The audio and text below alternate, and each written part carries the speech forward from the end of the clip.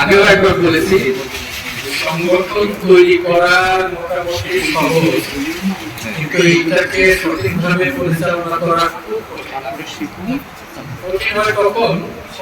যখন এই যে এই কমিটিতে এই পদে আমি থাকলে ভালো হতো, উনি না থাকলে ভালো হতো, ওনার পর যারা কমিটিতে থাকে যাদের বিরুদ্ধে আলোচনা হয় তাদের মন খারাপ হয়, আবার যারা সমালোচনা করে তারাও চিহ্নিত হয়ে যায় যে তারা পছন্দ করছে না।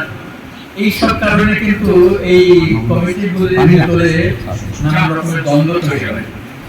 আমি প্রথমেই বলছিলাম এটা আমাদের এমন একটা কমিটি, এটা কিন্তু আমাদের কারো স্বার্থের কোনো বিন্দু মাত্র সম্পর্ক নেই।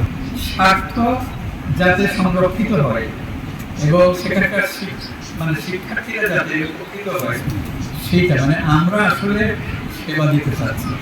কমিটিতে থাকলেও সেটা করা যায়, কমিটিতে না থাকলেও করা যায়, এইটা মানসিকতার বিষয়। সুতরাং কমিটি যেটা ঘোষণা করা হবে, আমি জানি না কাদের নাম আছে, আমি বলে দিব।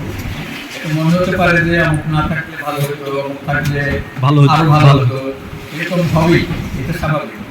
সুতরাং এইগুলি বিবেচনা করেই আমাদের চলতে হবে। কমিটি এখন যেটা হবে সেই কমিটিটা কাজ করুক, আমরা সবাই সহযোগিতা করব। আর আমি বলছি যে আমাদের ঢাকার এখানে একটা কমিটি হবে আলাদা, যে কমিটিতে মানে আসলে এখান থেকে হ্যাভারিং করে মূল কমিটিকে কাজ করাতে হবে। তো সেই কমিটিটা আমরা আজকেও করতে পারি অথবা পরের এক সময় করতে পারি।